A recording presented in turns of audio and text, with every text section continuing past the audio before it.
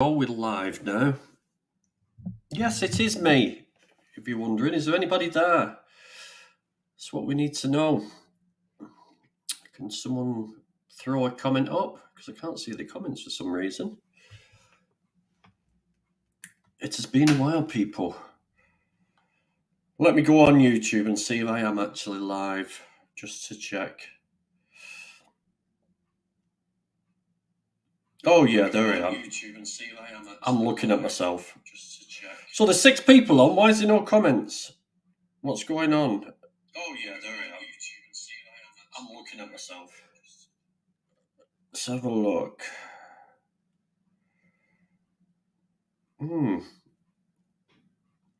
Why can't I see comments? That's worrying. That is a bit worrying. Ah, there we go. Right, I'm happy now. I'm happy. Hi, Alternative Vegan. Can you hear me okay? Let me know if you can hear me okay, because we've been playing with the microphones. Laura, how are you? So yeah, it's been a while, folks, since we've done a live, but I'm here. I'm back. For those of you not in the know, whoop, Mersey Dots.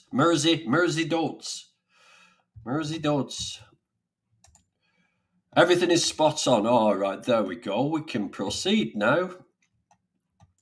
We can hear you loud and clear. Hello, Chris Jolliffe. Is that how you say it, Jolliffe? I'm all right, bro. You okay? I'm all right, bro. You okay? I'm good. So yeah, it's been a up and down few months for me. I've finally got my ADHD diagnosis after a lot of messing about and pushing, because at the moment the NHS in the UK is not how it should be. Oh my God, a stranger, yes, Tone, I'm still alive. I've been a hermit hiding, growing a beard. So yeah, I've been really busy. I've been on Coronation Street. I've been on Brassic. There's stuff coming in left, right, and centre. This ADHD diagnosis is coming. So yeah, that's all good. Yes, I'm still vegan. I'm still vegan, people. So yeah, I thought I'd open up my live streams. I'm going to start doing a lot more live streams now, because I think they're great. I think live streams are good and interactive, and you can all join in. I'll do some open mics. I'm thinking about doing it every Wednesday. So what do you people say? Are you all busy on a Wednesday? I've actually got some medication for my ADHD, which I'm on now. This is the 3rd day that I'm on it. So if you notice something strange about me, that's why, because I haven't got a million thoughts going through my head. I can actually put an argument together, some logic together, without getting distracted by things. And yeah, it's all good. That's my excuse, and I'm sticking to it. But you've not all come here to see me. Well, some of you might have, because I am handsome. But I'm taking it some people want to hear some truths, want to get some ammo for the carnies. That's what people are here for. And this is why I brought this lady on. Because she's studied, she's looked at it all, she's very active, she's one of the most active vegans on TikTok, and she's also on Instagram. We'll share all that later, but let's bring her on and let her introduce herself, and we'll move forward from there, folks. So, yes, Nelcy. Hello. Is that how you say it? Nelcy. Nelcy, yes. Nelcy, do you know what we can hear you fine. I mean, do you know what? I didn't see the L. I saw the L as an I, and I called you Nicey. Nutritionist Nicey. Really? Yeah, Nicey. I thought it was a Nicey. I thought, oh, that's nice. She's a Nicey. She's vegan. Yeah, really cool. Do you want to introduce yourself to the people out here? Hi, yes, Joanna Tech. So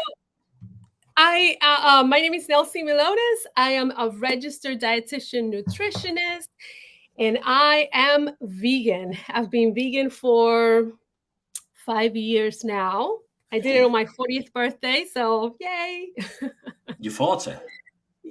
Huh? Yeah. Well, I'm 45 now, so You're 45 now?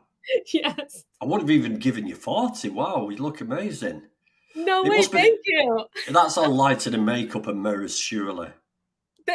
Well, I do have some makeup, some light makeup, not too much. I'm not too crazy. I just don't have the time for like a full face.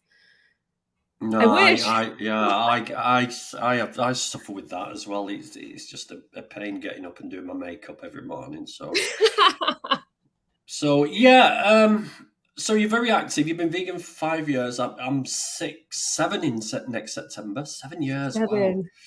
Yeah, man. And I've never looked back. I've never Me looked too. back. Me too. Honestly, I'm so embarrassed to say this, but I think it's important for me to keep saying this because a lot of people are where I was before. I was plant-based for 8 years because I was just so stupid. When you say For lack of plant-based, a better word, because of the cheese and egg Nelcy, situation. when you say plant-based, what do you mean by plant-based? I used to Because have eggs and cheese. So eggs and cheese was still part of my lifestyle, and yeah, so yeah. you were basically vegetarian then. I would. Yeah, I mean, I went through different phases because I was like a lacto ovo vegetarian. Then I used to call myself a pescatarian, then a flexitarian. Um, yeah, and the goal was always to be vegan. And for somehow, even though I have a nutrition degree, well, I didn't have any friends. I had one friend that was vegan, but I didn't have any like vegan friends. So, but despite of me having a nutrition degree, I still I didn't give up the milk and eggs for such a long time What do you think that until, was? What huh? do you think that was? Why do you think you didn't give them up? Because you knew there was hormones in it. You knew it was fat. You knew I it was. know. So Yes. why? So what was stopping? Was it a protein? Was it just that programming that you've been? Yeah, it was that. It was that. And just like a lot of people see it like, oh, veganism, I never really actually called it extreme, but because of like what you said, like the programming that we have, um, it's just so different from like normal forms, like going out to dinner or like going to events with your family or with your friends, right? No one wants to be different, right? No, everyone wants to blend in. I hate to say it, but I was one of those, somehow like after 35 I stopped giving a I stopped caring really about what people said and more about what really matters to me, you know what I mean? um so because of that, I think I was plant-based for so long, and I really did like cheese and eggs. I don't miss it. I feel so stupid even saying it because and actually it grosses me out to even think that that I couldn't think of the harm that I was, inflicting on others because of my own really selfishness. I was being selfish, and I think it kind of clicked for me when I saw that speech by Gary Yurovsky. Mm-hmm. After he said that speech, the speech, I, you know, it really spoke to me. Everything he said is factual. I mean, he's very eloquent with his words. That's one thing too. So that helped. But after that, I started looking into what really goes on in the industry, and I'm like, oh my god, that's the harm that I'm causing because for my love of cheese and eggs. That's ridiculous. So that's Mm. it's nonsense. And every time I think about it, it's just uh, it. I'm embarrassed about it. You don't need to be embarrassed about it because, I mean, we've only got to watch TV, and I see cheese strings for your kids because they need calcium for the bones, right? Yes. And they get away with this Yes. because there is some calcium in it, but they don't tell you the rest of it. So yeah, it's very, very strong. Hello, Leon. As I live and breathe, how's it going, old timer? Thank you. Less of the old timer. I'm only 55. Yeah, and what you touched on there about Gary Yourofsky. So sorry. Oh my God, answer it. Let me talk to them. No, no. It's a no caller. I think I know who it is. So Gary Yourofsky, he said he was the way he said things, it was, and I think that what comes with answering the same questions over and over. I've talked with a few of my friends on TikTok about this, is you may get sick of answering the same questions over and over, but answer them, because you refine that answer down, because you've got to get people's attention. And if you start rambling on saying, oh well, there's milk's got hormones, and instead, and then just go, look, milk's got hormones in it, antibiotics, it's bad for you, blah blah blah blah, bang, it's a lot better, it's a lot more impactful. So yeah, we keep on sort of answering people the same question, keep on doing it, Yeah, but no, I actually appreciate, because I think you left a comment in one of my my videos. I think it was you, about the same thing what you just said, and it didn't dawn on me. It is annoying, and it's like, oh my god, like how many times am I going to answer the yes, I same did leave that comment. question?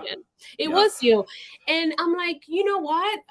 He's right. Because I have gotten better. I feel like I've gotten better since I opened the TikTok, and I was brave enough to, like, to do well. What I didn't think then that it was actual activism, but it's a way of activism. But I did it because I started doing what feels right in my heart, and a lot of the TikToks I make, they're not really planned.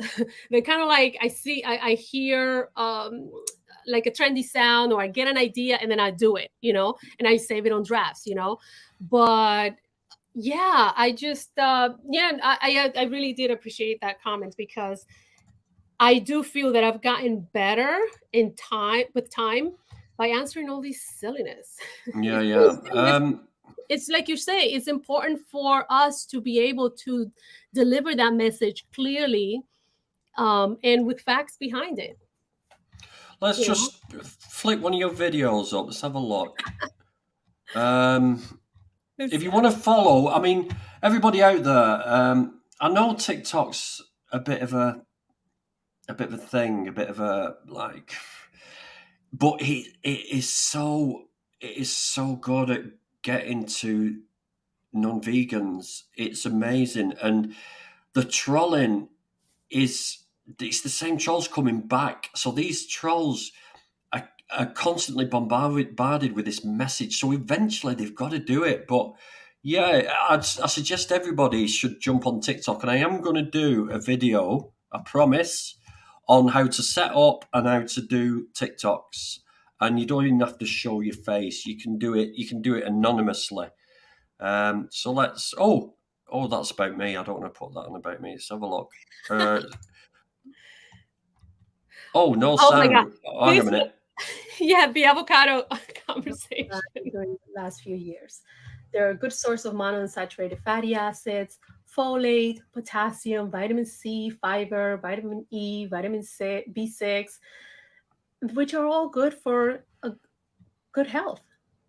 Because of the higher demand, farmers have had to increase production, therefore causing quite a bit of deforestation. Avocados also require quite a bit of water compared to other fruits or vegetables. Monocropping.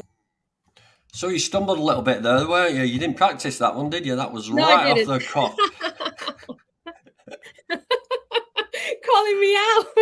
I'm calling you out. You need to up your game. You see, Practice makes perfect, right? of course it does. Of course it does. You want to see me when I record my TikToks? It's like I start and then, oh damn, and then I start again. Oh damn! It's about 15 takes before I'm finally happy. But yeah, that's your TikTok. While we're on the share screen, let's share your website in case people want to have a look at your website. And if you go on the website, you can find all your social medias there, so that'll make it easy. I'll put that in the comments, and there's some information on there for people as well. So it's in there now in the comments. So this is your little So you've got a unique journal. Have you got a clothing line? I do. I have to update. I have new stuff that I need to update, and I have to take the picture. I have to upload it. I have to do the SEOs and all that stuff. Hang on a minute. I've got a problem with this now. I've What got a problem happened? with this. Why are those fingers the wrong way around? Are you purposely doing? Fuck you, I'm vegan. Fact. I did not know that the hand flipped that way was what it means in the UK. I think I want that T-shirt now because of that.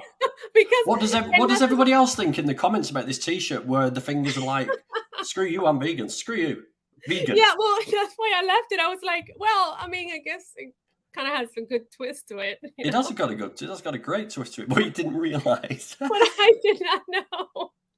I did not know, and I'm like, well, I don't know. We'll leave it as it is, and I already ordered the print, so yeah, we'll go with brave that. enough to wear it. You can't hide nothing from Grumpy Vegan Grandad. He spots everything. Nelcy. Yeah, man. There's no hiding from me, the big me. Right, guys. I want you to improve your outreach. I want you to improve your activism on Facebook, on Twitter, on Instagram, on TikTok. I want you to improve. So if you've got any questions about anything that you want an answer to that you can use, we're going to talk about it now anyway. But if I see the questions, you want to put them up now, and I see the questions, I'll fire them up and we shall discuss. So your course, what you've done. So what are you? What if people say, "Oh, she's just done a $10 course. She's a $10 course nutritionist." What have you actually done? What qualifications you got? I'm sorry to ask, but I'm being the troll. The troll. I get it all the time. What the fuck do you know? This is more practice. So, okay. A lot of people do not know what it takes to be a registered dietitian. So you need a degree in nutrition, right? At least a bachelor's, and now they're demanding a master's at minimum. What's the difference? Sorry to interrupt, but what's the difference between a nutritionist and a dietetic expert? A dietitian. So dietitian.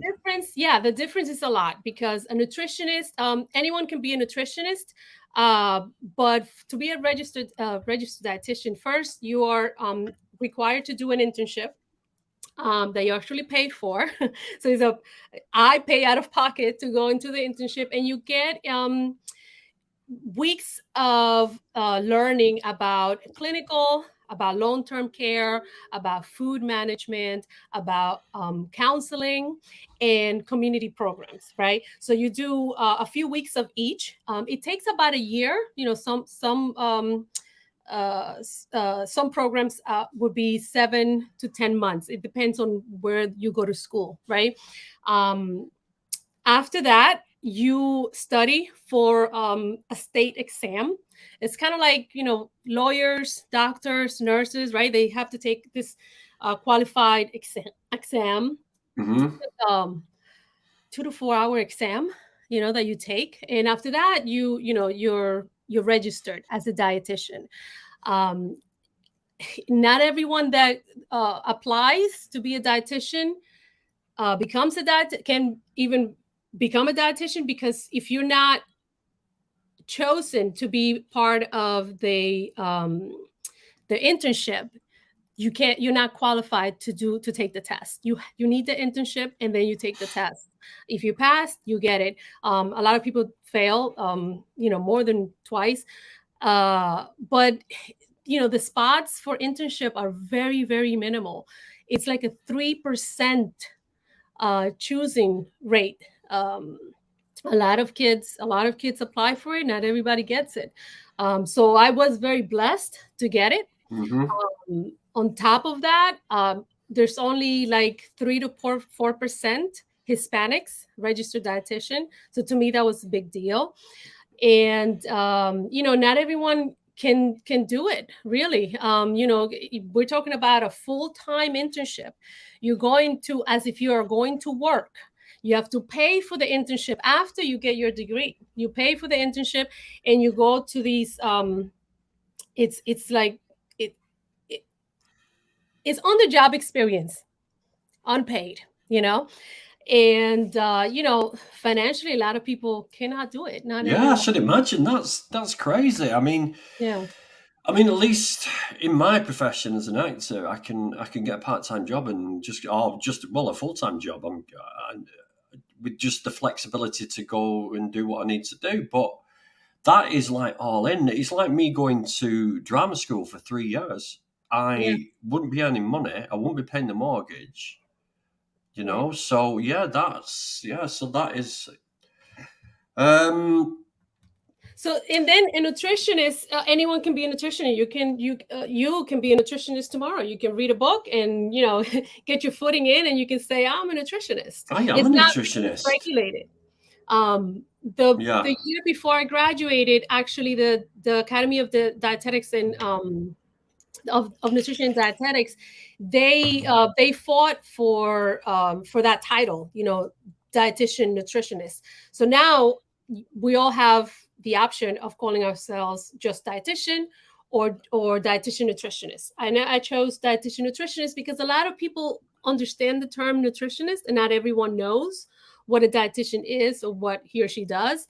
Yeah, so I chose Now, both. So it's a choice.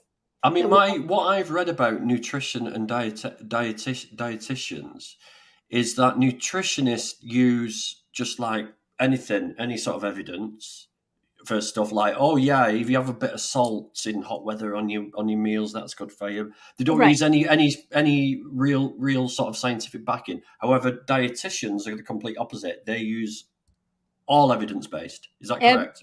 Our whole profession is based on evidence-based science.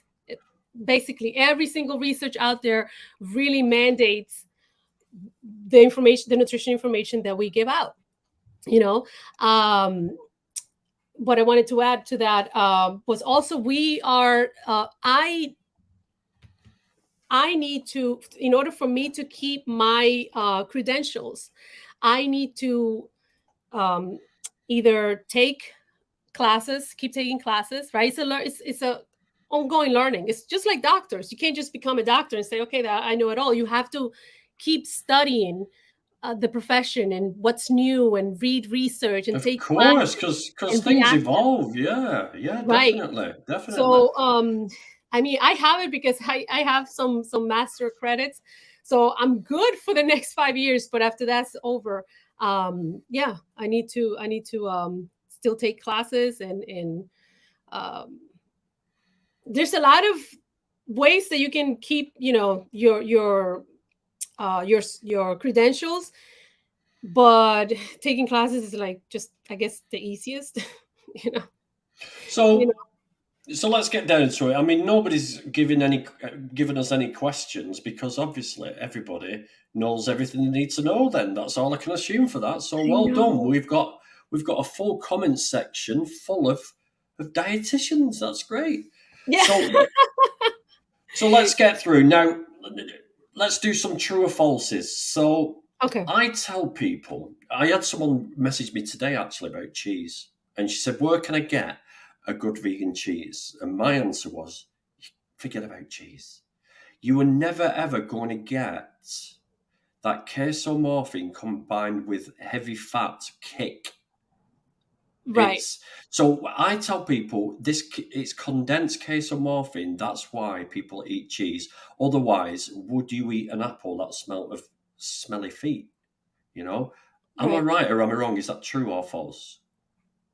No, it's true. You don't need, you don't, so you Is don't. cheese addictive? Is what I'm trying to Yes. say. Yes, it is. It is addictive. I forget the molecule, the name for that compound that's addictive, but yeah, it's in the casein, right? Uh, it's meant for a baby calf, right? So the baby calf can drink it and grow big rapidly, right? it was never meant, it's never really meant for humans, but until it became a moneymaker, you know, and then the government gets involved, and now now they want to sell it to the masses, you know, oh, it's good for you, it makes for strong bones, when in reality, I've read a couple of pieces of research that people that drink the most amount of milk suffer from bone loss in their elderly years, as opposed to people that don't drink as much milk, you know, and really, you know, and I had a problem with this because the last place that I was working on is a clinic, you know, for pregnant women or growing children. You know, they would tell us to counsel them to increase their milk consumption. Okay. So what I would say, okay, so why do we need milk? We need for calcium, we need vitamin D, we need phosphorus, we need a lot of all the vitamins and minerals that we don't talk about. Like we need vitamin K for strong bones, and that's going to be in your greens. You know, so that's the way I kind of flipped. I kind of found the loophole into the conversation, and you know, and I would talk about the nutrients that you actually need for strong bones, and so I will concentrate on that rather than the actual source that, you know, recommended, you know, for health, when you know, we all know. So let's say everybody says, "Oh right, oh God, my God, Nelsie's right. We can't give our kids milk and cheese strings anymore. How can we give children calcium? They're not going to eat the greens, are they? So They, you know, see, the thing is, every fruit, every vegetable has a whole array of nutrients, right? And then some have more than others. You know, when it comes to bok choy, I believe kale, almonds are a good source of calcium. It, as long as you're eating, you know how they say, eat the rainbow, you're going to get what your body needs. I agree. Absolutely. Yeah, Yeah. yeah. I mean, you said almond milk then. I mean, if people were worried about the children getting calcium, they could get chocolate almond milk, and they drink the Exactly. chocolate almond milk. You know, so yeah. Let me think of another one. Let me think of another one for you. So one of the arguments I've been having about, I showed myself lifting some weights at the gym on TikTok, and a lot of the comments got was, you can't get all your 9 essential amino acids from Oh, plants. so silly. Sorry, but we've got to do this. We've got to assume. Yeah. So why do doctors in the UK recommend their patients to consume more dairy, like my mum was told? Yeah. Yeah. Okay. So a few things. Uh, Doctors really don't know much about nutrition, Nothing. if any. Okay. Doctors are only required, you know, maybe one class at best, or a few hours of nutrition knowledge. And believe me, I've worked close with doctors, and they have asked me questions that you, Dan, will probably be like, "What? Really? You're a doctor, and you're asking her this?" Yeah. So doctors don't know much about nutrition, but as you know, like the government, we have like the guidelines, right? Like the food pyramid. I don't know. Is the UK, is the food pyramid a thing in the UK? Yeah, I know what you mean by the food Yeah. pyramid. But we also use the So pyramid for research, scientific. Is it the pyramid of science, where it's like anecdotes at the bottom, and then it's oh randomized no, control study? so we have a thing called all right. So the food pyramid here is more of on the bottom you have what you must consume the most, and that will be your carbohydrates, right? And then Okay. on top of that will be your fruits and vegetables. Then on top of that will be like your fats, and then at the end will be, you know, sprinkled here and there sugars, you know. So you know, the food guidelines, right, like nutrition guidelines, it's for kids to get their milk. Why? Because of the vitamin D and calcium. But no one really talks about what other you know, what other foods are rich in those nutrients. And Oranges are high in vitamin. are high in calcium, aren't they? The cheese? Oranges. Oranges have calcium. I can't recall if they're like high in calcium, but there's calcium in oranges. I'm sure, or was it another vitamin? I don't know. I had, you know what? I did do. Where is it? I'm trying to think. I think I 40 compiled a list milligrams. of calcium-rich foods. Where is it? You know what? I might have it on my notes. Yeah, oranges. I'll share it. I'll share the screen. Let's see.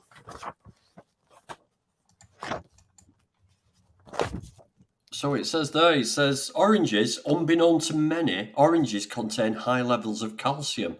Eating just one orange has over 70 milligrams of calcium, assuring that you receive 6% of your calcium intake for the day. I thought I'd read that. It's amazing what I soak up. Yeah, no, I mean, it's like I mentioned before, all foods have at least something of a vitamin or a mineral, but some, some are best than others. Oh, this is just iron. So I have a list of iron-rich foods here. Let's see, calcium.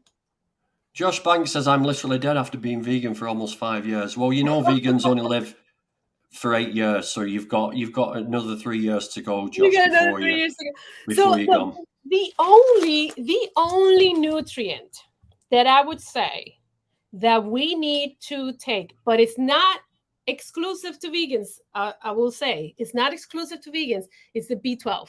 It's the only nutrient that I would say, you know what, let's just supplement it, because we're not going to have a perfect diet every single day. All right, you can get it from foods, right? Your nutritional yeast, spirulina, chlorella has it, but just to make sure that you are getting, and a lot of milks, even some cheeses that I've bought are they have B12 in it, right? Fortified, yeah, fortified, yeah. So but it's the only one that I would say, you know what, just go ahead and supplement it. It's the only one. It's the only nutrient.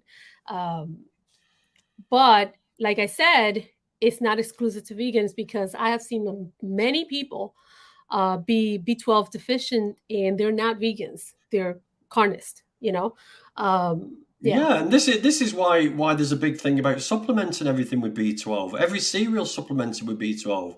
Vitamin D is in cereals, I did a TikTok about that, saying, oh, look, these two cereals have vitamin D and B12 in them. Are they only for vegan people, these, or what? Laura says, Nelcy, what vitamins, etc., do passion fruit contain? I have loads in the garden. She has loads of passion in the garden, yeah. Passion fruit. So the one that comes to mind, the first one that comes to mind is vitamin C. I'm pretty sure it has vitamin A, vitamin E.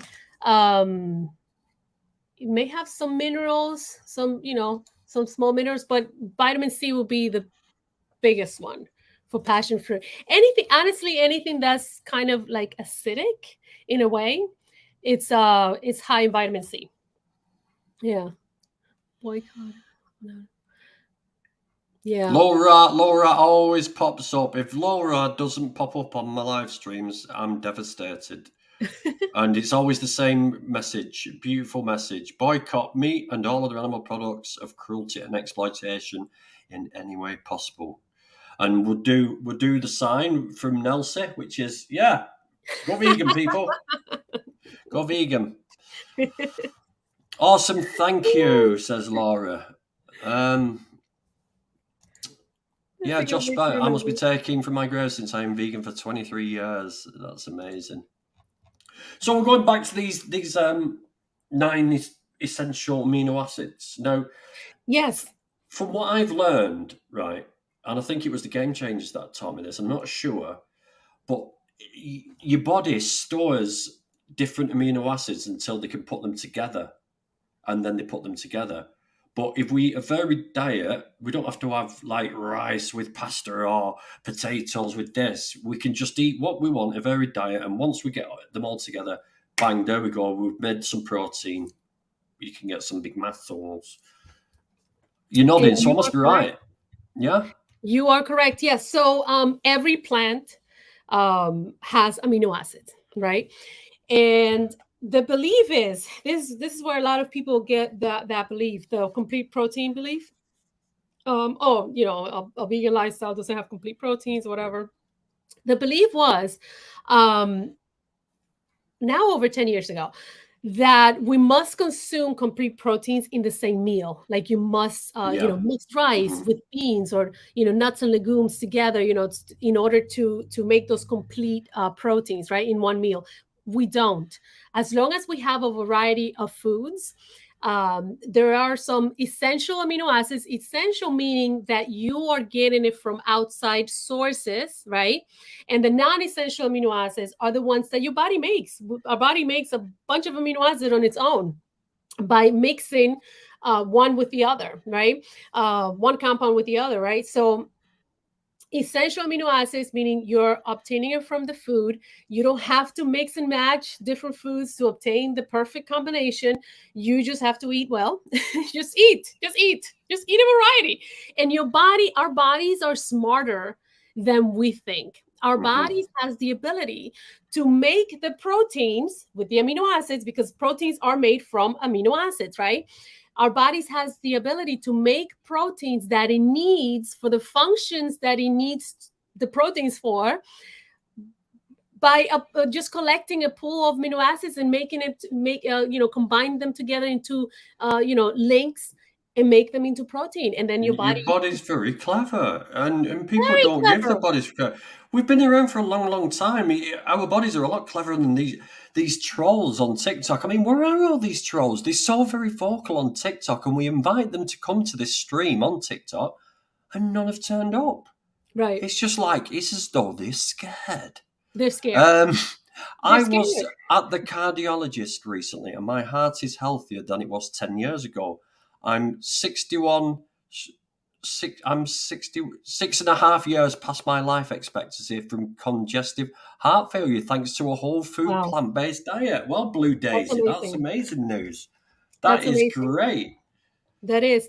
And the thing is, saturated fats, um we don't have them in our diet unless we get we overdose on coconut oil or palm oil, which we Yeah, but don't. I mean, you're not. If we talk about things being natural, it's a bit of a toil to get coconut oil. It's a bit of a toil to get these oils anyway.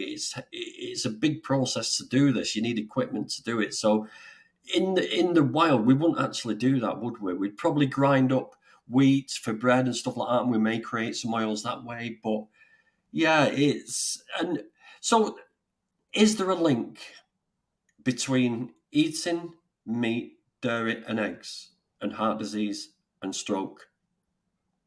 Yes. Yes. And that, it's research after research proves that saturated fat is one of the main contributors, I would say, because it's not the only one, is one of the main contributors for heart disease. Heart disease is congestive heart failure, arrhythmias, hypertension, and just any heart problems, anything that has to do with the heart. It's in the heart disease. How you call it? Environment. Yeah, and heart disease is one of the number one causes of death for men and women in America. I'm not sure of the UK, but probably the same. Cancer is the second, and it's completely preventable with dietary choices and lifestyle changes. Completely preventable. And I really don't know why. Well, I do know. Um, I don't know why we're not doing more to just stop that overall. But I think a lot of the pharmaceutical companies, they have a big say. I mean, because then they're not going to make money. Yeah, of course, of course. I mean, yeah, I mean, I've talked about this before about the allopathic medicine technique, which is basically, it's not preventative. It's a post illness remedy. It's there to. It started with Rockefeller realizing he could patent drugs. So every time a GP, a doctor, prescribes any medicine, the pharmaceutical companies get a cut of that. And you imagine like how many people are going to. It's brilliant. It's a brilliant plan. Yeah. So the meat, dairy, and egg industry, the animal agricultural industry, one of the richest industries on the planet, along with the pharmaceutical industries, they work hand in hand. They don't want people to stop. And this, can I ask you a question? Did you go vegan before your degree, or did what you learned make you go vegan? It was after my degree. Yes. So it was clear to me that animals are actually the fault of many diseases.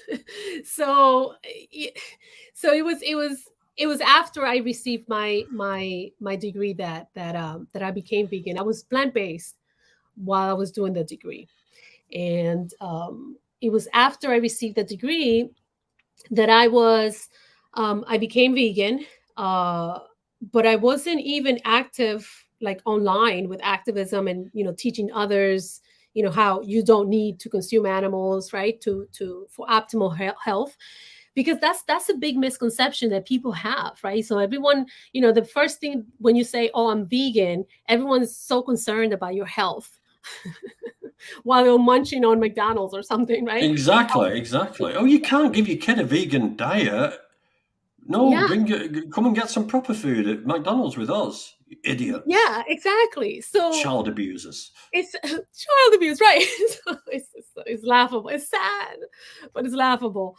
But yeah, it was after I got my degree that I became a vegan. It was like, well, I really it's time for me to do it.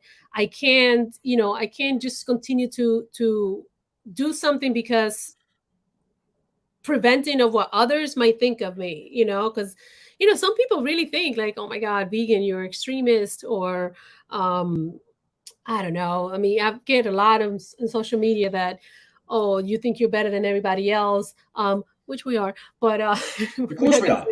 Morally, we're heaps above anybody else. Oh my God, I've been called like a elitist and classist, and I'm like, what? If anything, that's what you are, because you are imposing your choices on another being. Because why? Because you think you can, right? Like, I don't know. I've been talking to people about dogs. This guy just couldn't get the concept about livestock. He says they are livestock. I said yes, but in Southeast Asia, dogs and cats are livestock.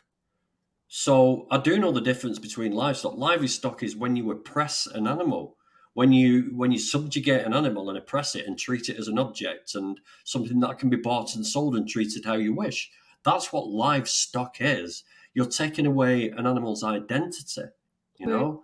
And this is why I like to go to the vigils, because we give those objects, those things, back their identity. We talk to them, we witness them, we see them, you know?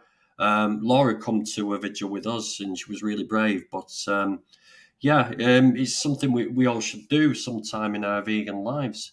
Some questions popping up here. Just to clarify, a vegan diet is not healthy, as not all foods, drinks that are vegan friendly are not healthy. Yeah, so we use the term vegan diet loosely. Yeah. So I like to say, well, it is, vegans take up a plant-based diet. Right. Veganism is a philosophy, and it's about giving animals the rights of freedom and autonomy. That's all it is. It's as simple as that. It's not using animals as products.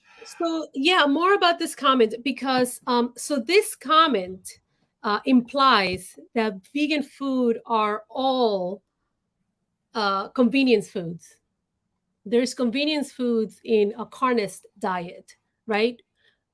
Your doctor's not going to tell you to eat convenient foods, right? So your foods are going to be whole food, plant-based foods, right? Legumes, nuts and seeds, your fresh veggies, your fruits, your vegetables, your grain, your whole grains, right? That's vegan food. That's food.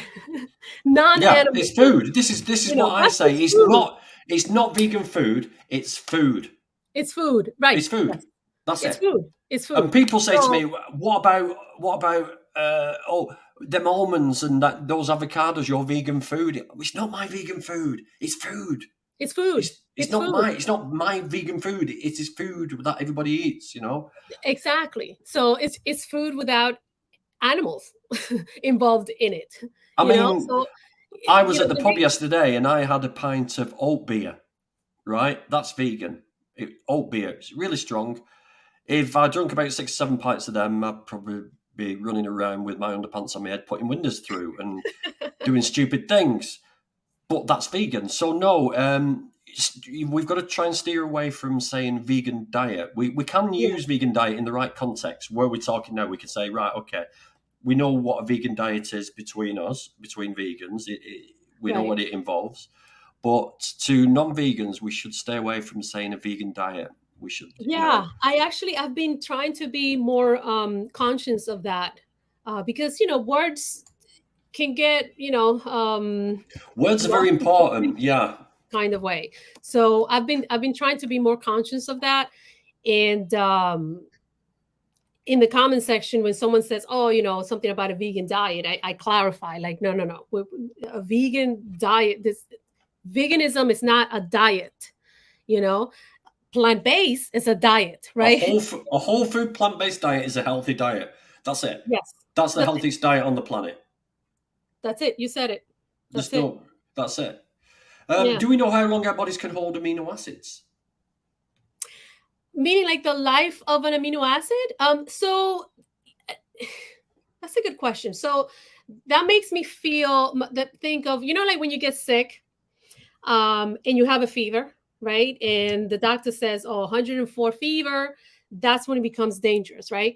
It becomes dangerous because your body starts, the proteins in your bodies start to denature, right? They start to die away. And that's why it's dangerous for the body to be under those conditions.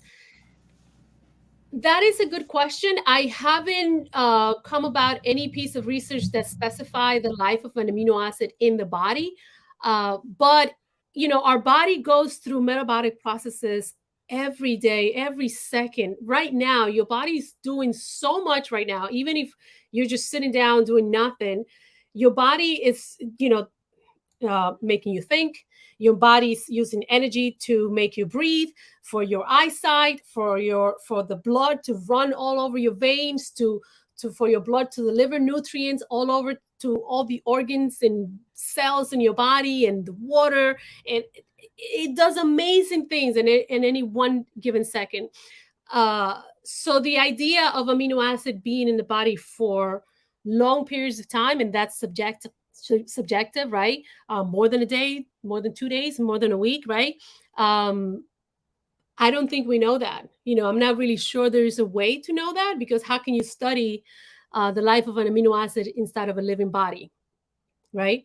And after you die, can you really measure the life of an amino acid in a dying body, right? So because of that, I'm not really sure that we would ever get a clear answer. But if that question was more geared towards, if I'm having a good day of eating foods and then I have 2 or 3 bad days of like not eating well, will I have enough amino acids that my body needs? Yes, you do. Yes, you will. You will have enough amino acids that your body needs, right? Your body is very smart. Your body is very smart, and it adapts to whatever changes you put it through. Sort of like when we do fasting, right? By the way, I don't support fasting. I don't like fasting for many reasons.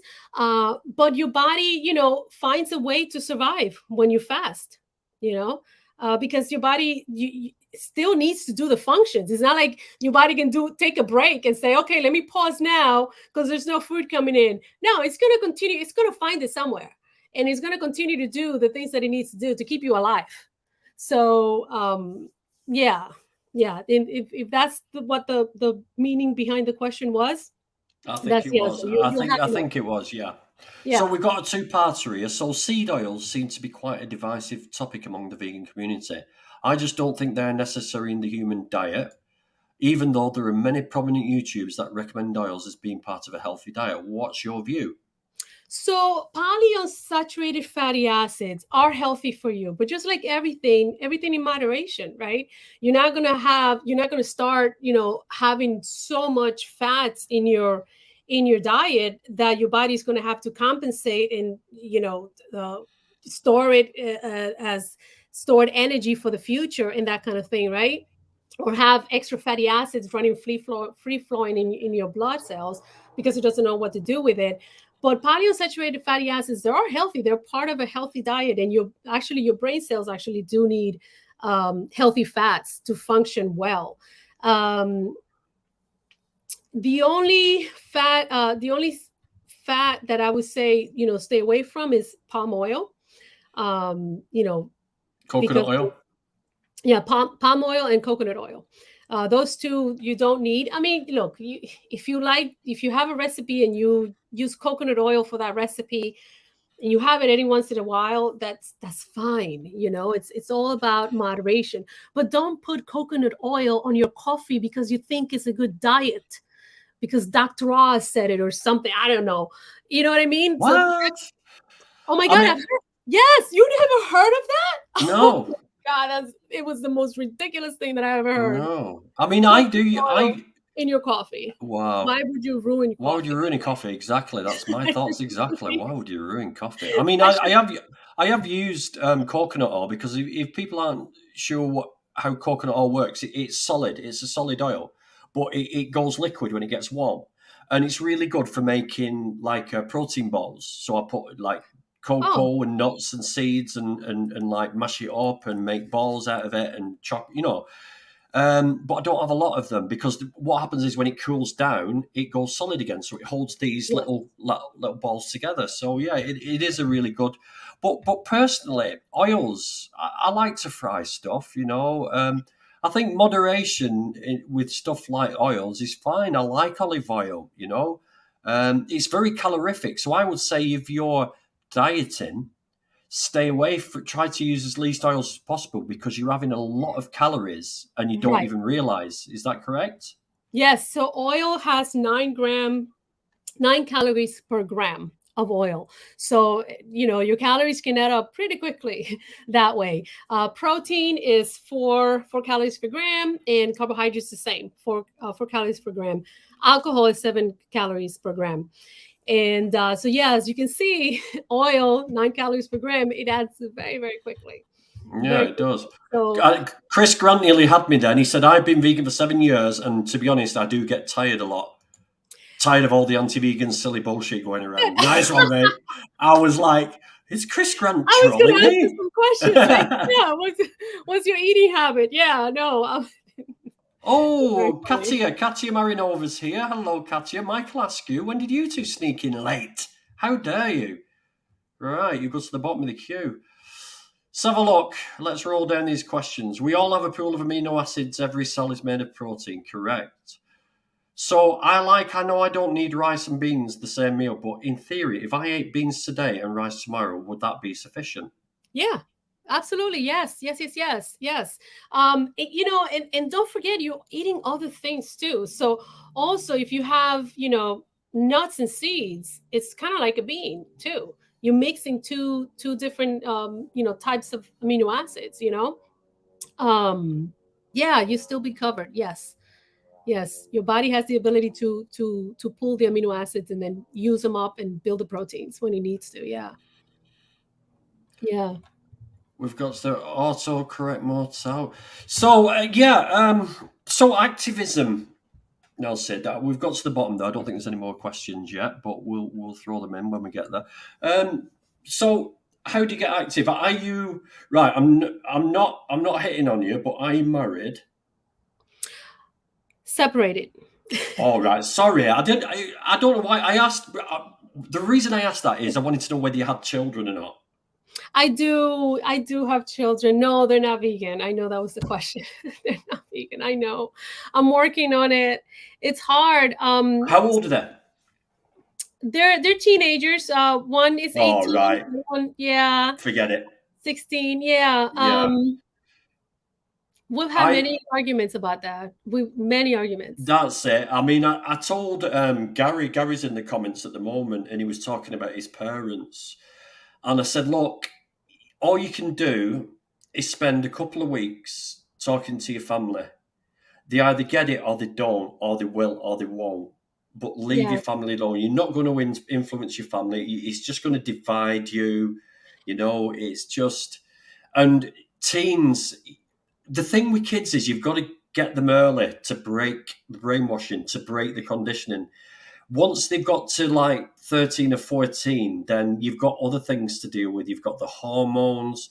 You've got, especially with the young teenage males, you've got the testosterone going through body. They want to fit in. They want to show the manliness off. And there's still a bit of a stigma attached to veganism about it being like a mainly woman-based movement. It's not very macho. Real men eat meat. We're fighting a lot of very clever, very, very precise and well thought out propaganda by the meat, dairy, and egg companies. Men never used to barbecue. That was a campaign to get men cooking. Now it's seen as a big macho thing to put on, like a pinny and a silly hat and throw dead body parts on the barbecue. It's like, come on. Yeah, wow. It's so it is a tough one, but don't ever feel because your kids aren't vegan that they won't ever. My son's not vegan. He's 21. I've been praying he meets a vegan girl, and she keeps the keeps the honey trap away from him until he turns vegan. That's the way I'm going to put it. You know, it's like, yeah. How long can I survive on plant-based and Jack? What's that? Peanut butter and jelly with cracker? No, but why? You don't need to. Why? I could live off that. I could live off that. What's there the need? Well, I don't know. A lot of college students will say different. What if I just eat chocolate and wine? You will be a very happy person. You will be a very happy person, Laura. You will fulfill certain needs. You'll die early, but you'll be in that coffin laughing. You'll be laughing all the way to hell. You'll be in a good mood. I remember Michelle Lowell's son making constant derogatory remarks about being vegan. Pure machismo. Yeah, it is. It is, yeah. And that's a problem we've got, trying to get men into the vegan movement, you know.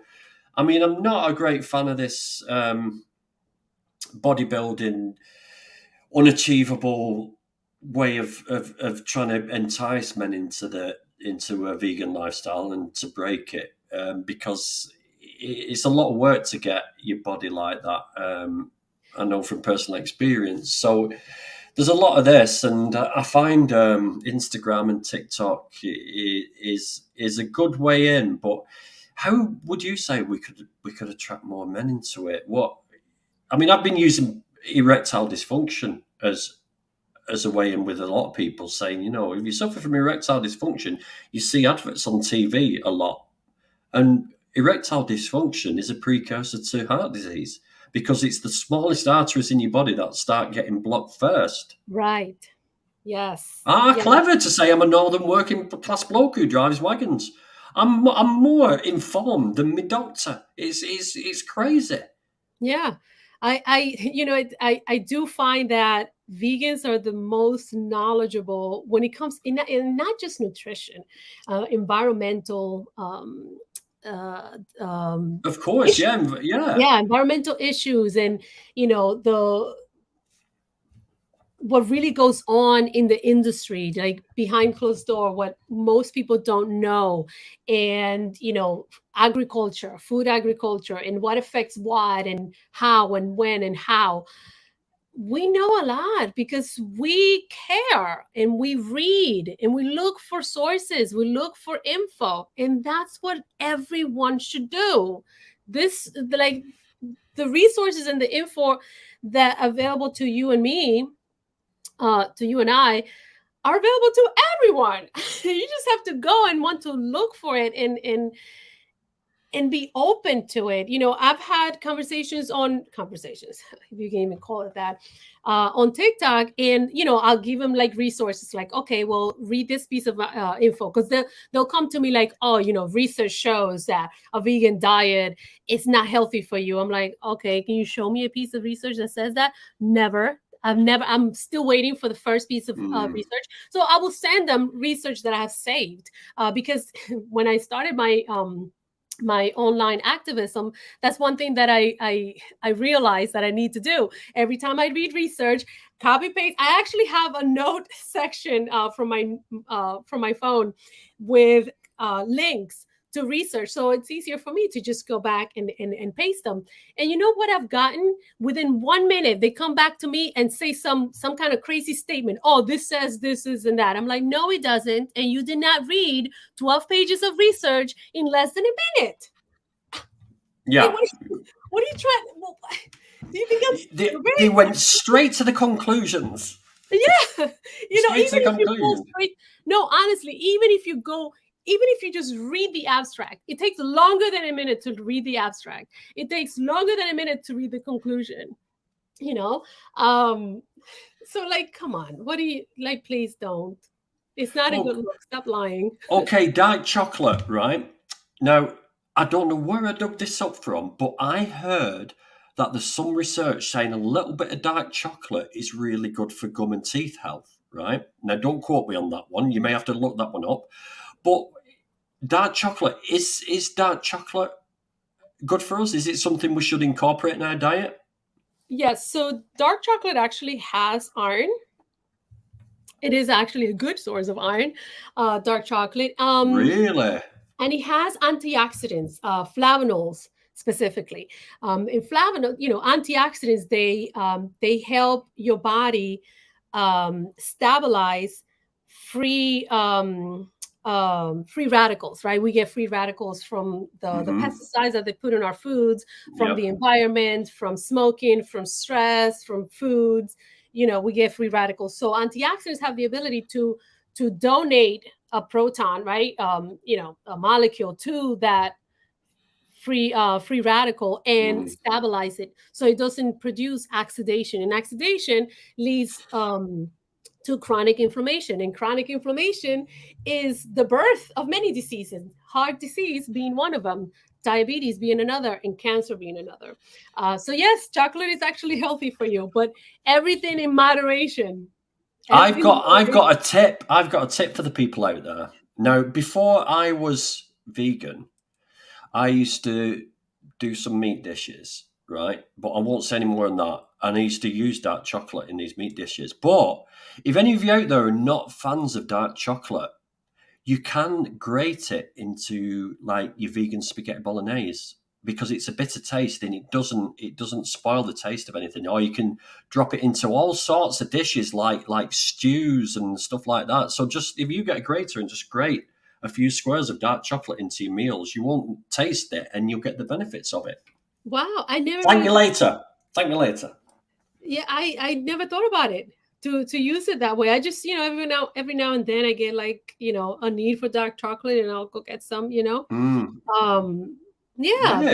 because we don't think of it as an ingredient, do we? We think of it as like a sweet treat, a dessert. Yeah, a treat. Yeah.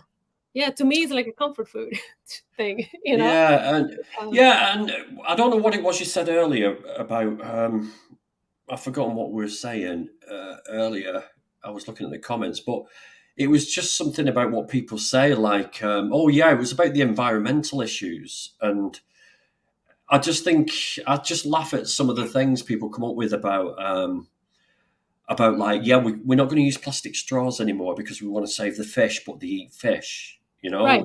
Why not save the oceans and save the sea life by not eating sea life? That's the best way not to hurt sea life, surely, Right. So, and the rainforest, people, it's just this thing about growing crops for your vegan food is like, oh, well, if everyone goes vegan, we're going to need loads of space to grow the food. And like, well, hold on a minute.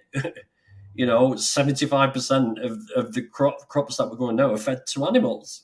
You know, Right. so we can actually reduce our land use if all the world went vegan. You know, Exactly.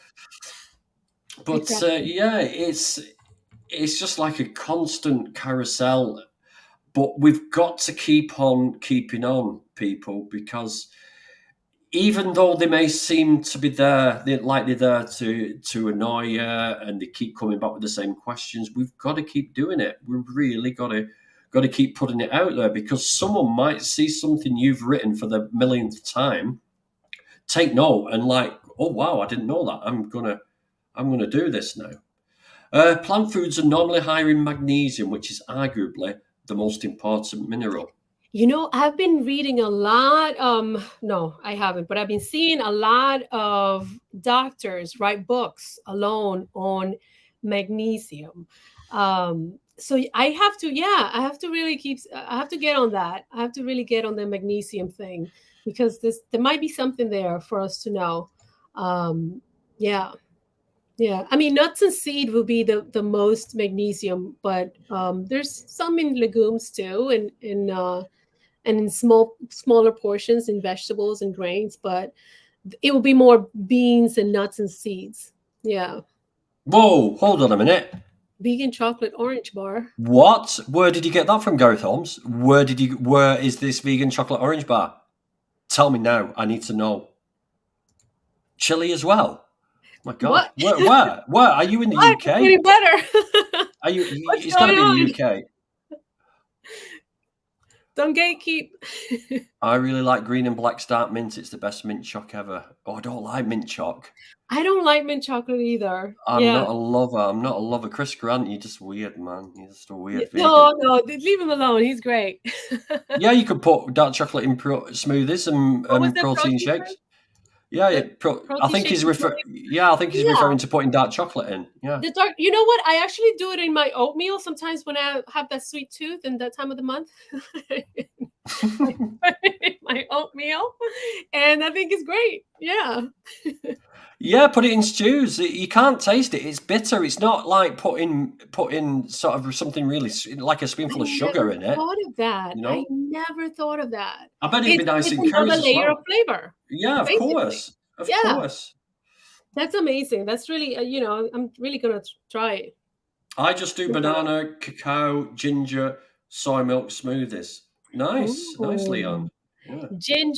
Ginger is so good for you. Ginger and turmeric, and actually ginger, turmeric, and lemon tea. I actually make that in the cold months coming up. Super anti-inflammatory. Turmeric being the most out of those, but ginger is also really good. It's a highly anti-inflammatory food. Oh man, I'm getting hungry now. Chili with dark Peanut butter. chocolate. What's going? Okay, Gareth, you're in some other level. Stop gatekeeping and share. That is like what? Dark chocolate in chili is delicious. Oh God. Great dark chocolate Dark into your chocolate coffee in instead of coconut chili. oil. I have a chili recipe that my non-vegan family asks me for it. My daughter asked me the other day, she goes, I think it's time for you to make that chili again. They're not vegan, but they have a lot of the dishes that I make. They like them and they look forward to them. Chili is one of them. Actually, my niece, we live farther apart now, but she every time she sees me, she's like, when are you going to bring that chili again? I'm like, how do next time I see you. I love chili. Yes. I'm going to try.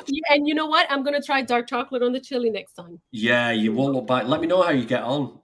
Put as much or as little as you want in. I mean, yeah. Well, I'm gonna shave it. I'm gonna get a a grater, like a little, like you do with nutmeg, a nutmeg grater. Right. Yeah. Okay. Yeah. I'll definitely what? try it. I think that would be great. Yeah. Just over the top. Once you plate it Once up, it's done, right? grate it up, or you could just throw a block in while it's cooking and see what that's like. Oh, that's true. Yeah. Just play. Why do you people not play? I do all sorts, mate. I love trying different stuff out. See, that's why I love cooking more than baking. Well, I don't really like baking, I should just say. I like cooking. Baking, you have to measure things. I don't like Is that an error? Mole sauce? That's not very vegan, Mersey dots. Moly sauce. What's in moly sauce? Is the chili, dark chocolate and chili is in moly sauce, right? I But is thought it a moly mole was a sauce? little animal. No. Isn't a mole an animal that crawls through under the dirt? And No, mole. You're joking, right? Okay. You're funny. Yeah, no. Yeah, I don't know the recipe itself, but yeah, I need to make that. oh, Morrison's. Okay. Morrison's. Did you know, guys, that UK? Morrison's have their own slaughterhouses? They have their own slaughterhouses. I go there occasionally in wagons. Yeah, Morrison's is the UK. Oh. Lots of chocoholics in the chat. Of course there is. Yeah. Oh, yes. If mint chocolate makes me weird, it's all good. No, what makes you weird, Chris, is the fact that you're posing in your profile picture with a Russian hat on. That's what makes you a bit weird. Stop. No. I'm having hot chocolate now. You can make dark chocolate, right? Put it in your cup, pour on milk, put it in the microwave for a few minutes, stir it up, instant hot chocolate. There you go. It doesn't get easier than that. It doesn't get any easier than that. Plant-based chili is the best. I use black beans and kidney beans, and I cheat. I use a pre-made sauce. Excuse me, a pre-made chili sauce. So, yeah. Used to share a flat with a Mexican bloke. He said closest to what they use is peanut butter for the UK residents. Adds a wider flavour to the chili during the summer. So, wow. So what did he use? So they must use something that's very close to peanut butter. Yeah. Nice. I just make a yucky mess when I try to use my intuition. Yeah. Well, there's always failures. That's how you learn, by failure. You can't learn by succeeding every time. You're supposed to learn by succeeding every time. Exactly. That's true. Very true. I've seen Dan's spice cupboard. You said, I told you in confidence. I showed you that in confidence. Don't ever speak about my spice cupboard again. I enjoy reading this chat stream. Yeah, I've got a good thing. Yeah. No, I mean the spice chili chocolate, the mole. I think that's what. The intuition with the right. I mean that's guacamole. Did you mean guacamole? Yeah, I love guac. I love guac. Yeah. Excuse me. Dark chocolate poured over unsalted peanuts is a great start. Oh, Josh, stop it. Right. Okay. Right. Listen, people. Ooh. Stop talking food. One more though. I have to share this one. Go on, do it. Dates covered on dark chocolate. Oh my God. Medjool dates. Medjool dates. Yeah. Oh, and then you freeze them just like 5 minutes just so that the chocolate gets hard. Oh my God. I need to go get some dates now. Chris says it's not Russian, it's Ukrainian. Okay, I'll let you off then. I mean, that is really affecting us, the Ukraine war, Nelcy, as far as oils are concerned, because they're a big supplier of, I don't mean car oil, I mean cooking oil. We've got a cooking oil shortage in the UK because of the Ukraine war. Oh, really? Yeah, okay. they're like the breadbasket of Europe, Ukraine. So, yeah, we're having a major problem with cooking oils. Yeah. This one. Well, I don't want to deviate from a serious issue. Deviate. You just go deviate. No, let's pay attention to this, and I'll try to remember what I wanted to share. But yeah, I'm very concerned with what's going on in the world as of lately, and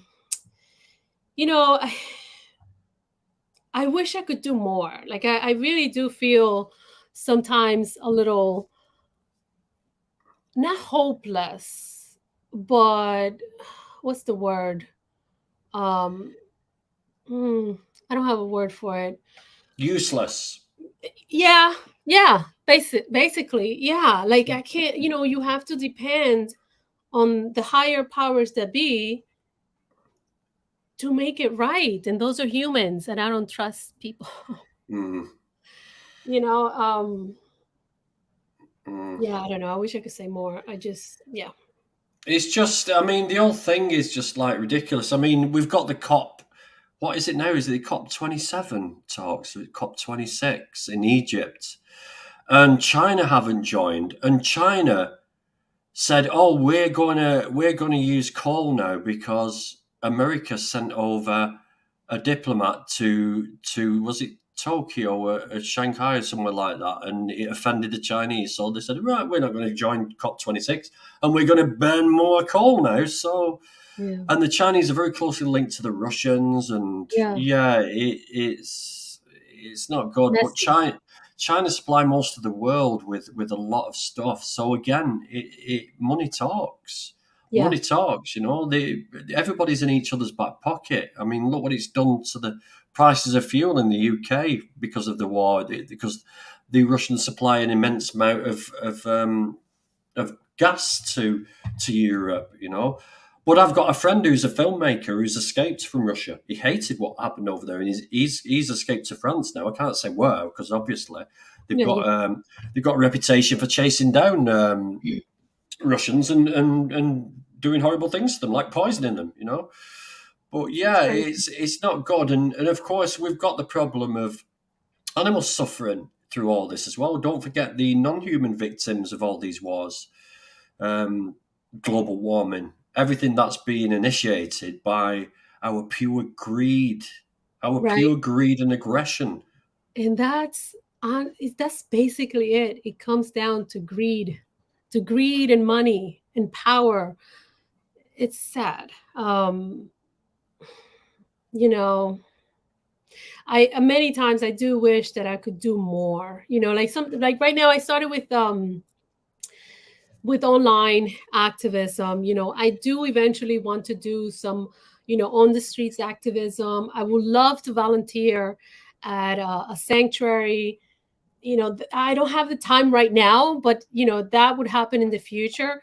On the streets activism,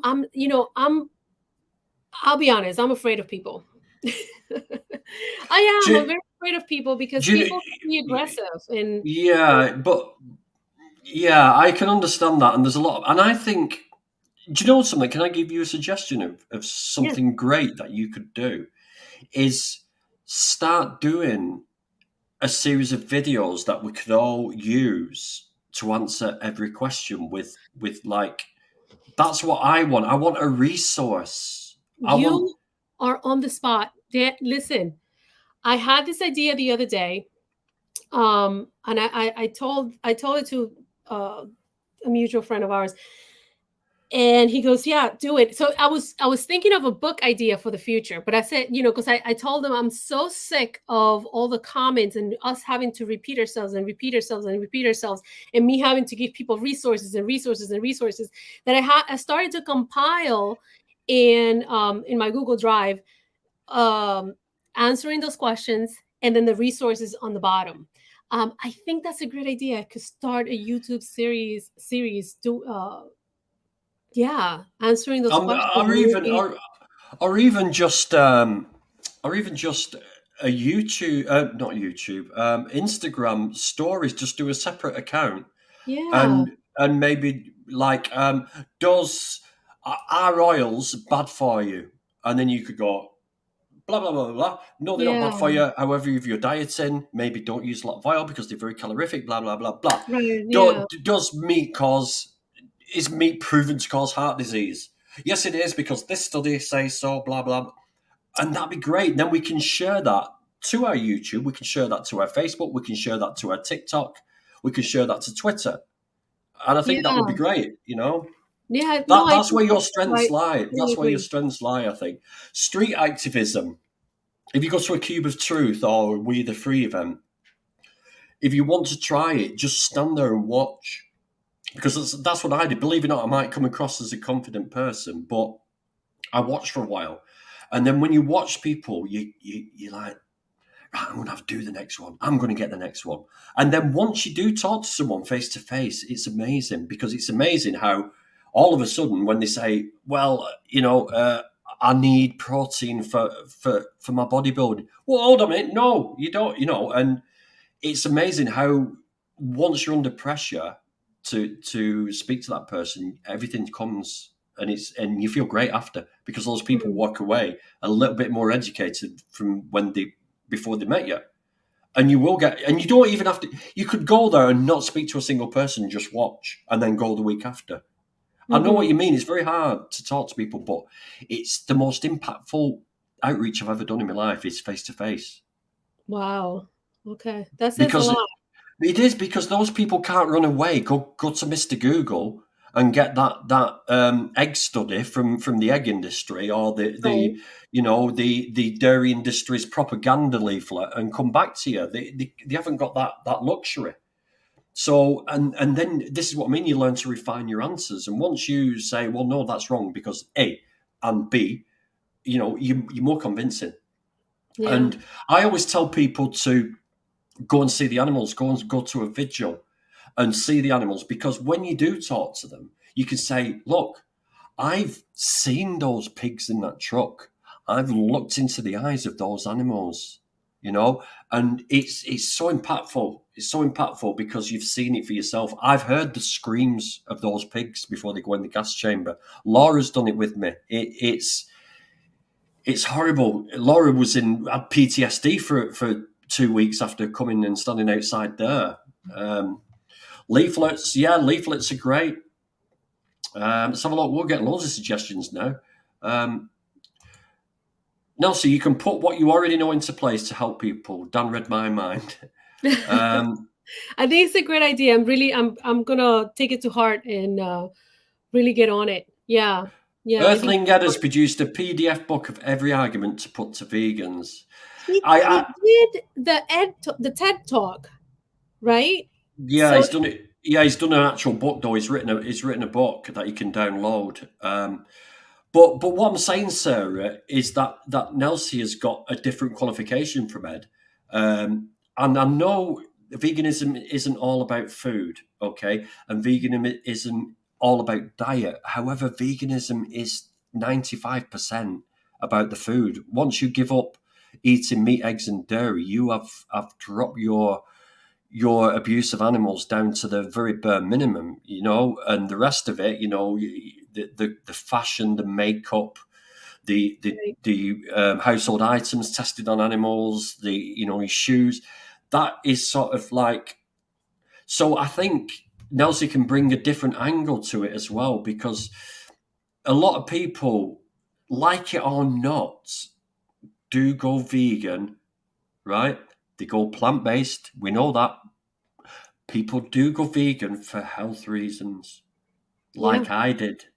I went vegan. I didn't, so don't start. I went plant-based, I know that. But in my head, I went vegan for health reasons. And then I saw all the propaganda, all the other stuff, all the information on what happens to the animals. And then I became a real vegan.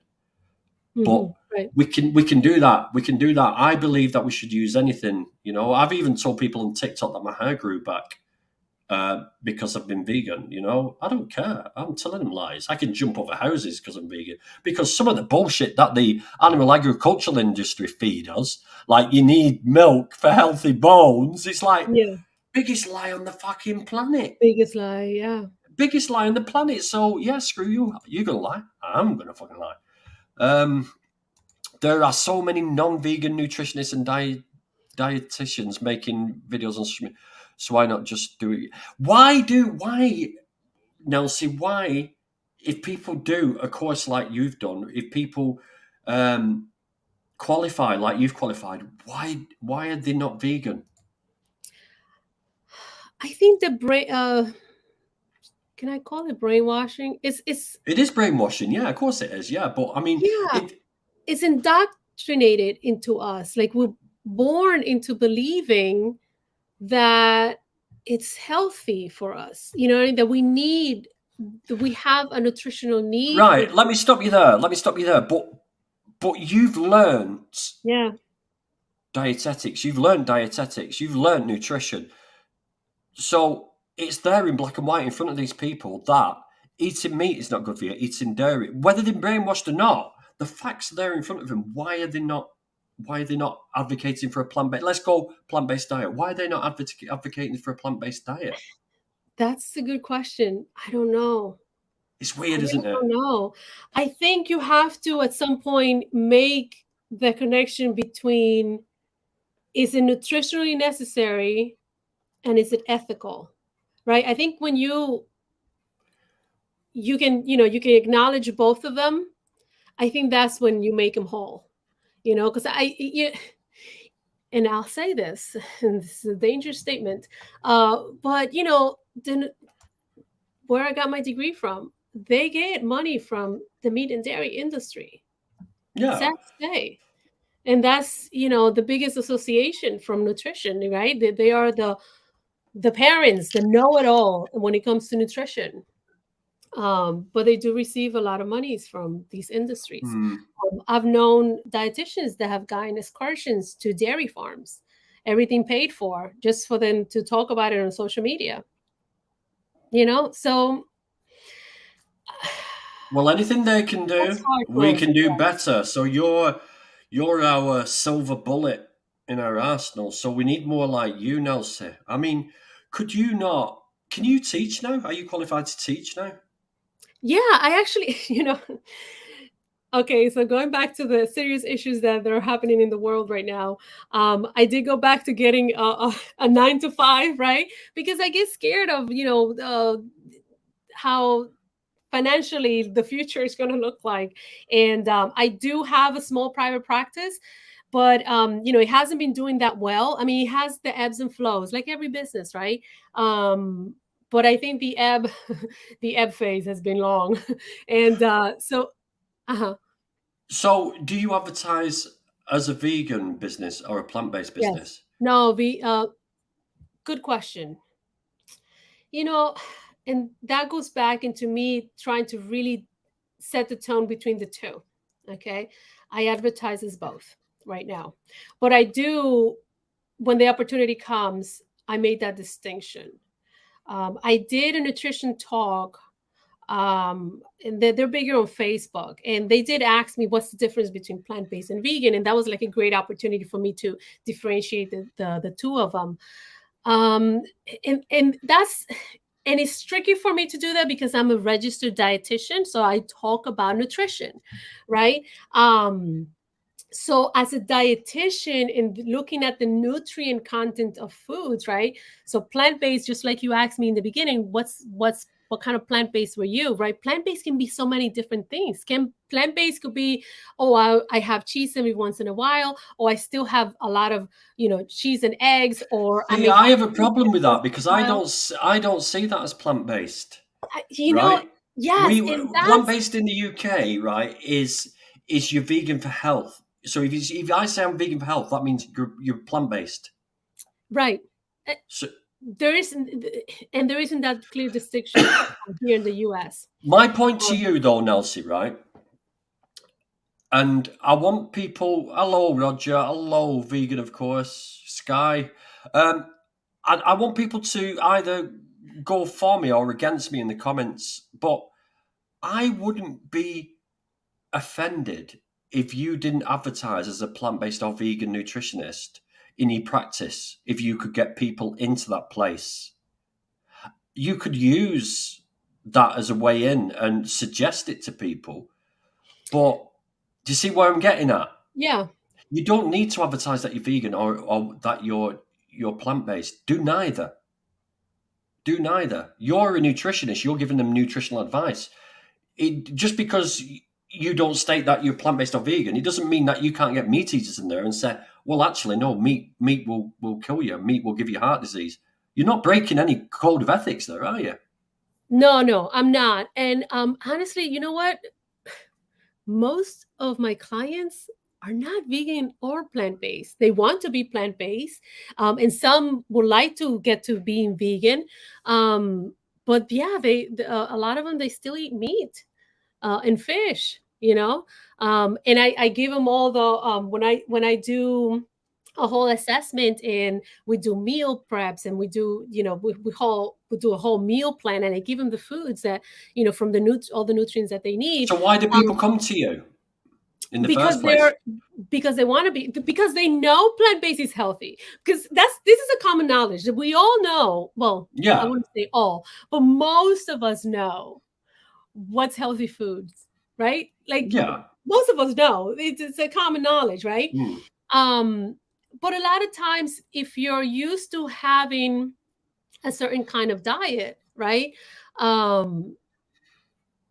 It may seem daunting at first, the word vegan, right? Because like, oh, the unknown, right? Or, you know, whatever ideologies or past experience that they had, you know, they come to me with those, right? So they think it's hard, they think they can't do it, or it's unattainable, or whatever, right? But I would say 95% of my clients are not vegan or plant-based, but they become, because they're curious and they know it's healthy. I'm Then just trying to figure out why you seem to have gone into a dip, and whether that is the cause. What I'm trying to say is like I don't sometimes know. there's PTs on Instagram, and they don't say that they're vegan. They say they're plant based, or they don't even say they're any of those things. Mhm. And it can be, and what I'm trying to say is I wouldn't be offended by anybody who's running a business who want to shy away from using vegan or plant-based in the title anywhere, or informing people of that at all, if it means that they can get the business and get the word out there sort of a little bit more subtly, is a nice word to use, a bit more subtle about it, because there is a stigma, and we are telling Yes. people that they're adopted, and it's not the real parents they're living with, and like everything about the life has been a lie. That's what we're basically saying to people when we ask them to go vegan. It's like, no, it's not a nice industry. No, it's not good for you. No, it's not good for the environment. Yes, you've been lied to all your life by doctors, by government, by your parents, by the grandparents. You know, so it's a very hard pill to swallow. It is a really hard pill to swallow. What's going on here? Dairy has been pushed by the government since World War II. Do you know something? During World War II, when we had because rationing started way before the war started, in World War II started, and ever since that period, heart disease dropped drastically. Heart disease and stroke dropped massively during World War II, when we were rationed, where we couldn't get meat and eggs and dairy as much as we should do. So it just shows you, common sense. Michael Askew's advertising Sky's channel here. What do you think you're doing? You don't come on here advertising some Star Trek weirdos channel. Oh no! On here. Star Wars only here. I had to say that, Nelson. Well, 1.5 hours we've been going. I think it's nearly time to wrap up. So come on, people. I'm still not getting those amazing questions.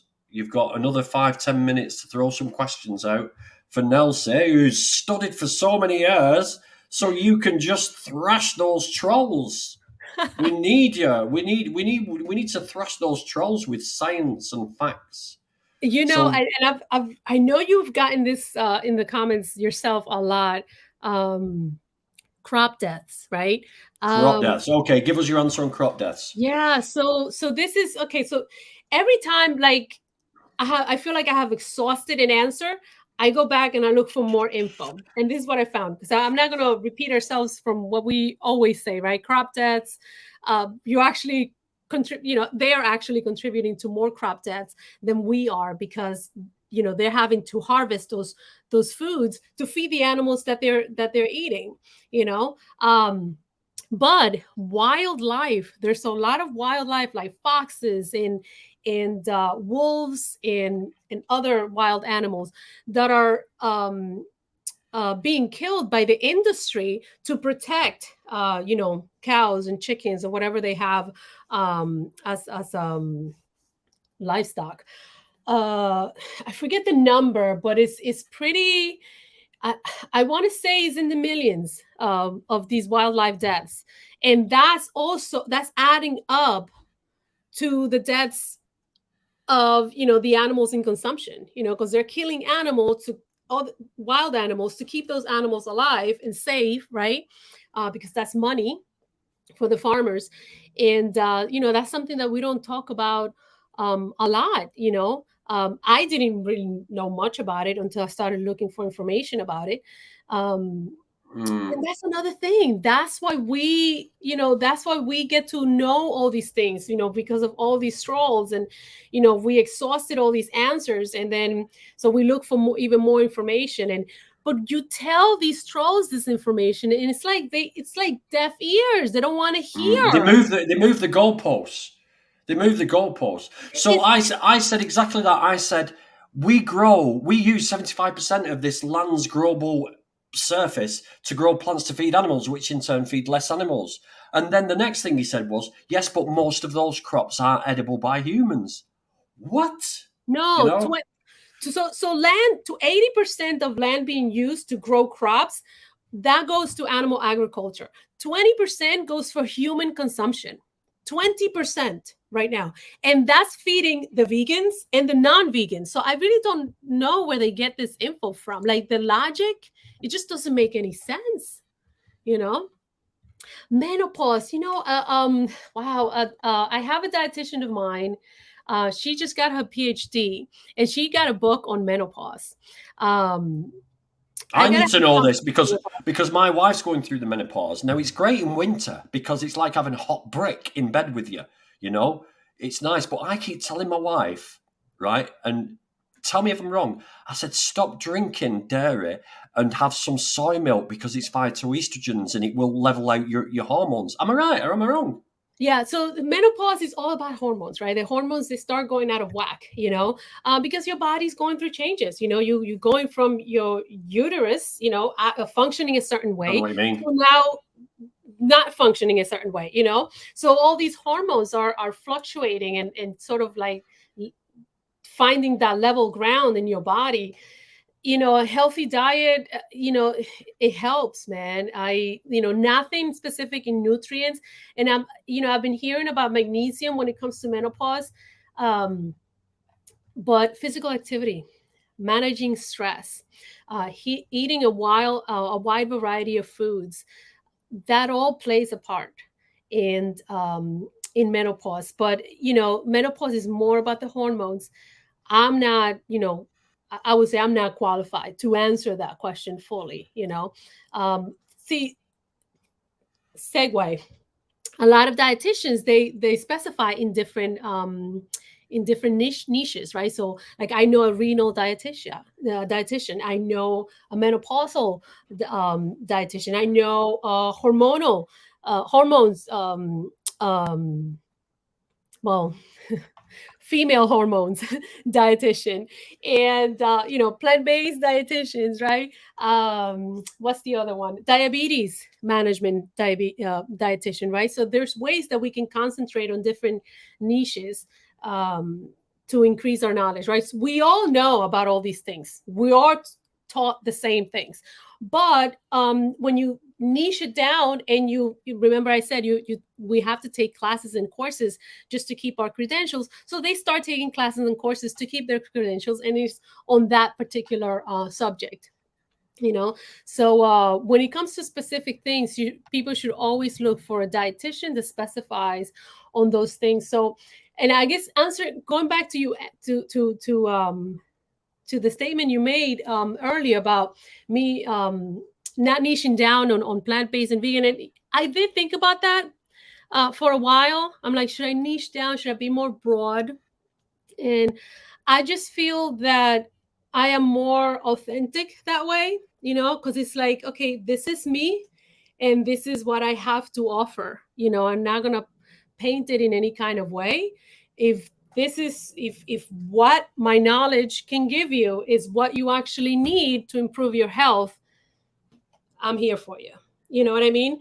But yeah, in the beginning, that was a big question for me to niche down to plant-based vegan, like call myself plant-based vegan. Yeah.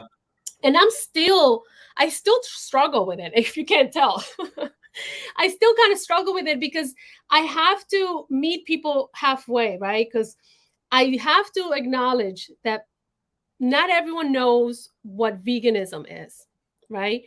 And most people might have an idea of what plant-based is. And just like what you said, in the UK, plant-based is plant-based. It's whole food. It's not in the US. You know, people think, you know, and I'll say this. I've met someone that thought becoming vegan means you eat organic foods. I'm not even kidding. I'm not. When I heard that, I was like, okay, I think I heard it all. You know. Right. Listen, I went to an organic country. Right. All they can do is grow. Yes, Sky. I'm going to mention Cuba again. Cuba cannot get pesticides. Cuba cannot get any fertilizers. So everything they grow is what we said. It's organic. But the trouble with organic is it doesn't grow quickly enough. It's not as efficient without these fertilizers and pesticides. I know pesticides are a contentious issue, but if millions of insects are eating your crops, you ain't going to eat, you know. So there was a major problem with food over there. A major problem with food, you know. They run out of mint. The richest guys, the richest guys in Cuba I think it's every summer, are the ones who've got garlic because they can't get garlic, and the garlic crop only happens over a few short months in Cuba for some reason. So it's worth more than gold in Cuba, garlic. Wow. You know. So if I'd have known that, I would have gone to Cuba with a suitcase full of garlic, and I would have made a shitload of money. You know, like going into the airport like this, like. Got my fucking garlic here, you know. Hope the feds don't get me on the way in. It's like it's so unreal. Funny. It's unreal. Let's have a look. Staying within your expertise is based. I've noticed a pattern of respected professionals going on to talk outside their expertise being charlatans. Yes. Yeah. No, I'm not afraid to say when I don't know too much information about something and to guide them to someone else. Because I would want someone to do that for me, you know? I think too many people act like, you know, they know it all. We don't know it all. It's impossible to know. No, it's not. No, I mean, there's a troll. I've forgotten what his name is. He's in Australia, and he claims he's like a professor in everything. And he says there can't be a study that links eating meat and eggs and dairy with heart disease, stroke, Alzheimer's, cancer, etc., because that would mean they would have to do a study on a pair of identical twins from birth all the way through life and control everything they eat, right? So there's no way they can prove. Well, yeah, that may be true. However, we can use common sense and we can use the data that we've got to come to conclusions. I mean, why are 600,000 men a year dying of heart attacks in the US alone, one of the biggest meat-eating countries in the world? You don't need to be a professor in anything to see there's a link there, you know? Right. Alternative Vegan has a great question here. Is there anything you would like to mention that is beneficial to vegans, which is not something you've been asked before, that you could share with us? So if you get any secret sort of like tips. So this, I think most people don't know this. And this was born from like my early days when I started offering my nutrition programs, right, to anyone that wants to be plant-based, right? So I wouldn't say common, but a concern that floats around with some people saying that they get bloated when they become plant-based, or they feel more gassy, or things in that nature. Fiber is a carnist diet. The most fiber, not the most fiber, but the average fiber, it's 11 grams of fiber. It's not a lot. It's less than 11 grams. Not a lot, right? Not a lot of fiber. When you become plant-based, guess what? Everything we eat has fiber, right? So the recommended allowance for women is 25 grams of fiber, a minimum, right, of 25 grams of fiber per day, and 38 grams of fiber for men. In a vegan lifestyle, it's easy to to have 25 grams of fiber in one meal. And I've noticed that from the meal service company that I started with, right? I said, well, let's do a meal service. Not a meal service like they deliver meals. Meal service meaning like I'm able to put someone's specific measurements and stuff, and they tell me, oh, I like this, I don't like this, that, or whatever, and whatever calories they need for that day, and they'll come up with like every week new meals, right? So they can meal prep. And I started looking into that, how much fiber is in each meal. And I got to tell you, 25 grams of fiber in one meal is not hard to have. So if you're a person coming from 11 grams of fiber barely in a day to 25 grams of fiber per meal, of course you're going to have some digestive issues at first. Like, hello, but your body stabilizes and starts intaking that fiber in and getting the nutrients, because we get phytochemicals from fiber. Fiber is not digestible, but we have a need for fiber, right? So a fiber keeps us regular, and it also has phytochemicals, which is also antioxidants that keep us healthy, keeps our cells healthy. So in the beginning, you get those bloating issues or digestive issues, but your body finds a way to stabilize itself, and then you're normal again. So I guess maybe that would answer. I hope that answers your question. But I thought that was I mean that's pretty cool. Yeah, because yeah, it is a problem, especially with beans and stuff like that. And but I've heard little things like if you put, I've forgotten what the spice is. There's a little spice like a clove. Having a clove apparently stops bloating and wind. Really? I did not know that. It might be all these old wives' tale pre Rockefeller medicine techniques and Big Pharma. All these little old wives' tales, I think we can hold on to them, Yeah, because I mean, aspirin came from tree bark of certain trees, and it still does, It still does. Yes. So all this medicine that Rockefeller said they were quacks. It's based in thousands and thousands of years of people trying stuff, So apparently, a clove. If you eat a clove, that helps digestion after eating something sort of. Cumin helps with digestion. So yeah, there's a lot you can do.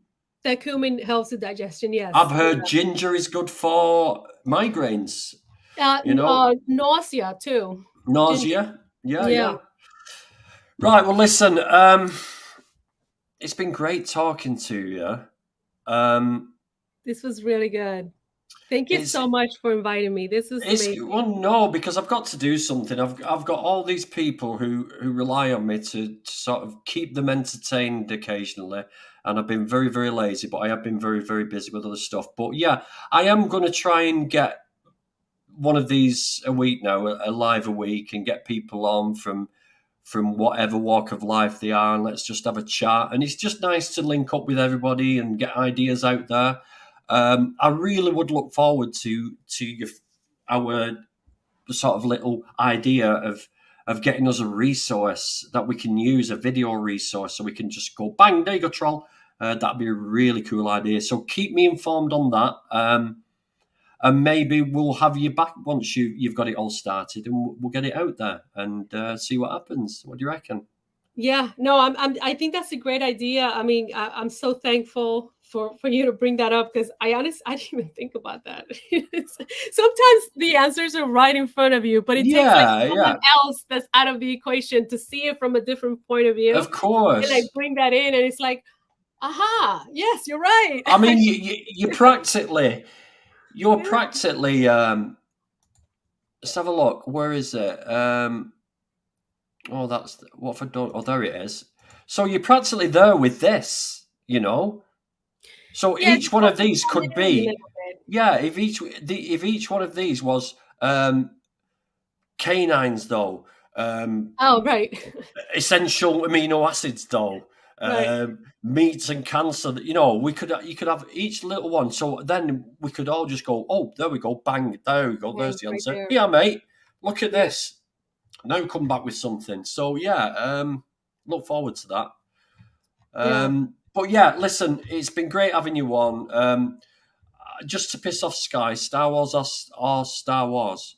Pick one. I Star Wars or Star Wars? You've got those two to pick from. Which one are you picking? Star Wars. There you go. Thank you very much. Thank you for everybody coming on. I really appreciate everybody coming back. I know I've been very absent. I am going to do this video all about TikTok and how to get on there. It's annoying. It's frustrating, but it's a really cool medium to get out there and get your voice out there, people. So save the animals, save the planet, save yourself, people. Go vegan, or if you're in America, go vegan.